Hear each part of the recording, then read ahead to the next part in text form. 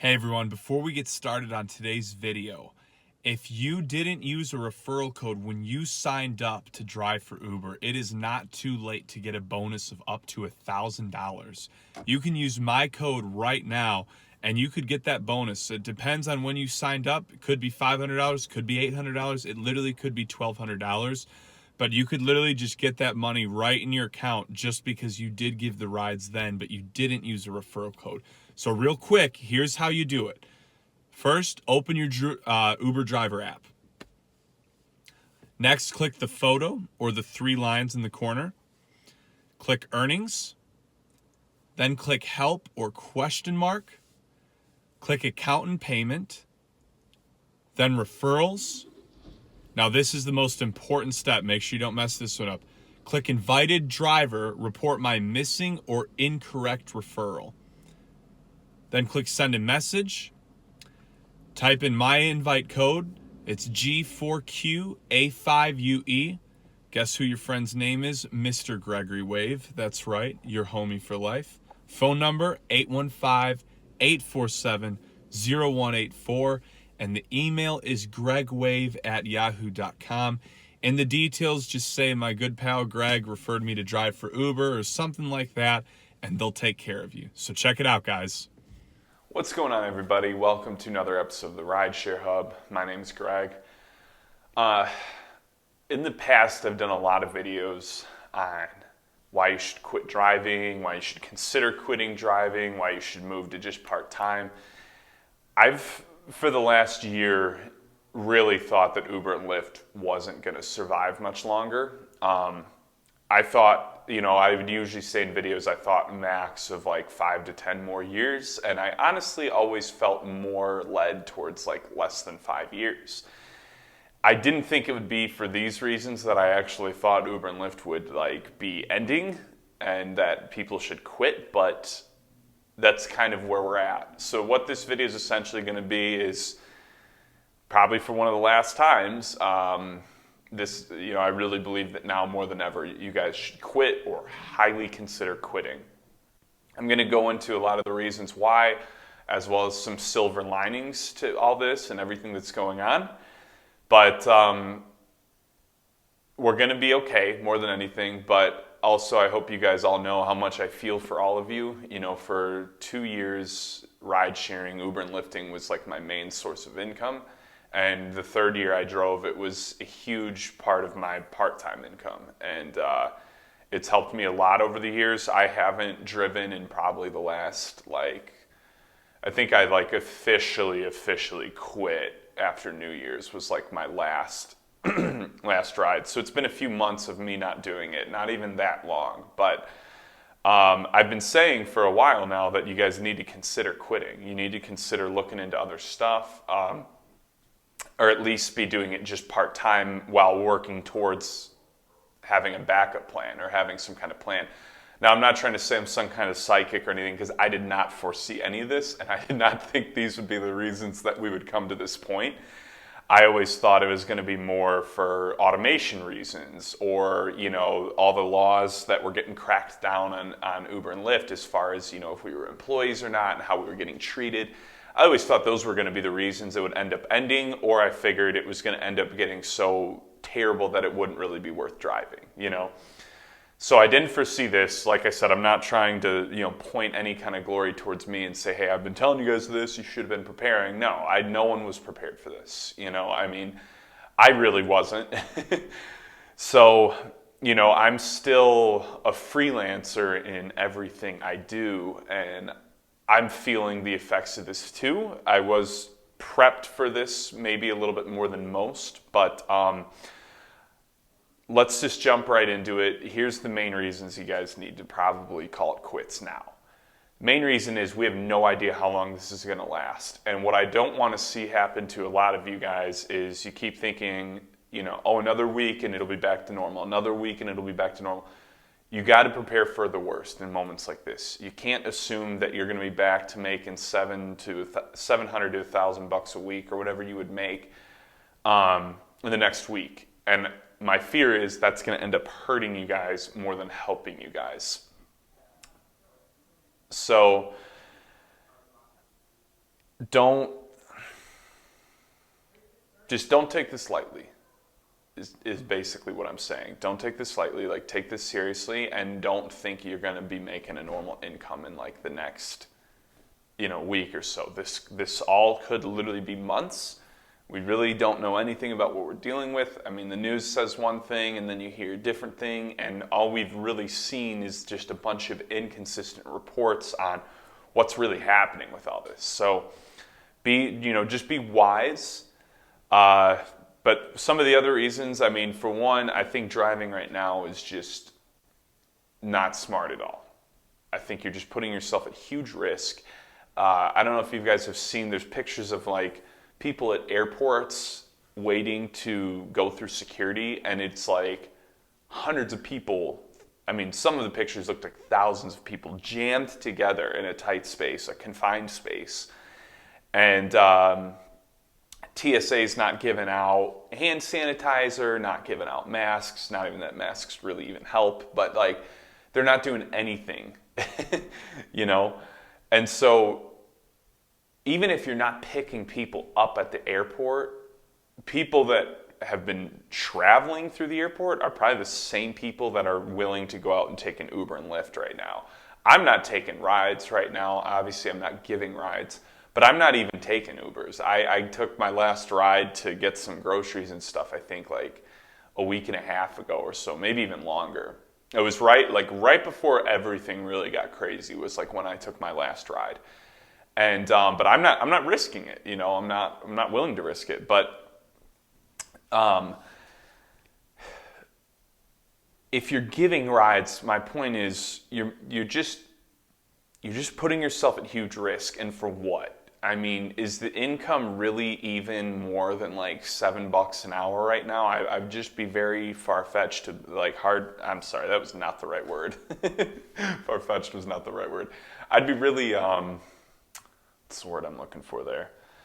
It'd be really hard for me to believe that you're making more than like $6-7 an hour, if even. And all that just to put yourself at risk. So I wouldn't do it. And I know that some of you don't know how you then get through these next few weeks. Like I get what a lot of you are saying. I can't not drive. I can't pay my bills.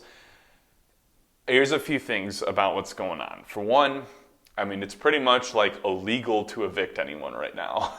So that's not really going to happen unless you live in some psychotic apartment complex. And I mean, I think a lot of people are going to have a lot of leniency towards missed bills and stuff. And so do some research on your local area and find out what you can get away with. Like, I know our internet provider here where I live, they're not allowed to shut off anyone's Wi-Fi right now. So even if you don't pay, so find out what things you can get away with, and then you can at least budget some of that money for, some of the more necessary groceries and things you really, really need.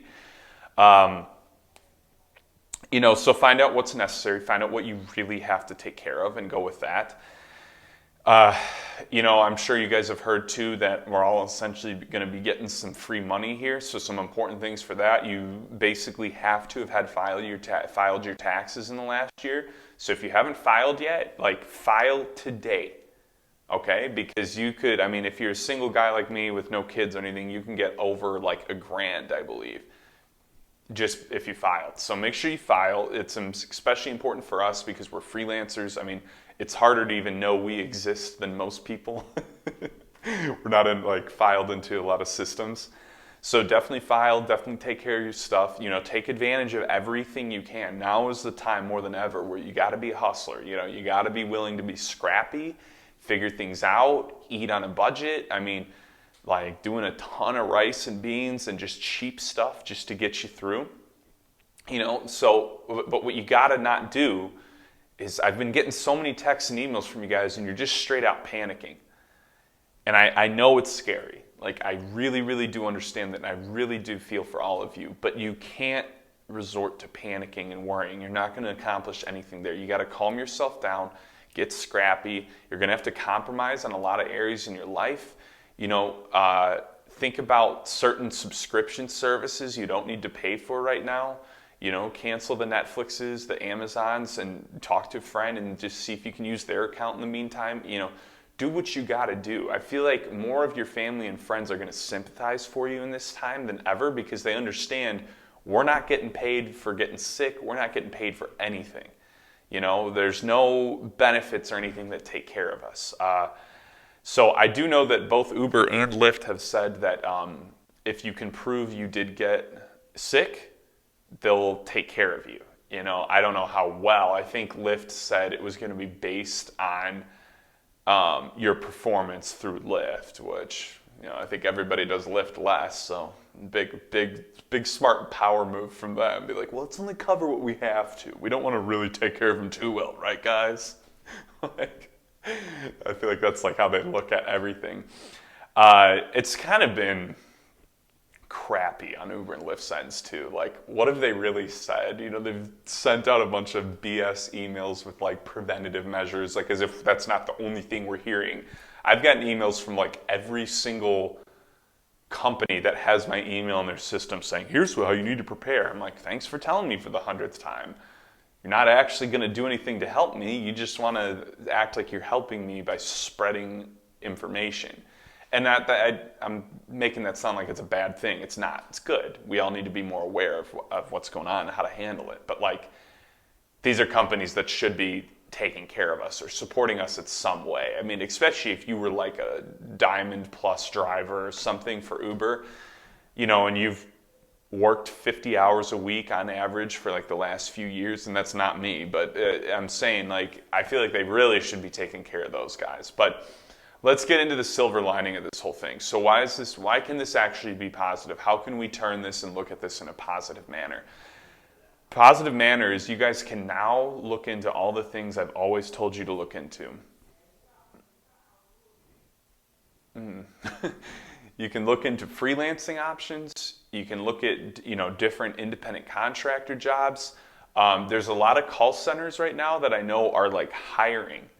And you can work from home because they've had to let so many people off.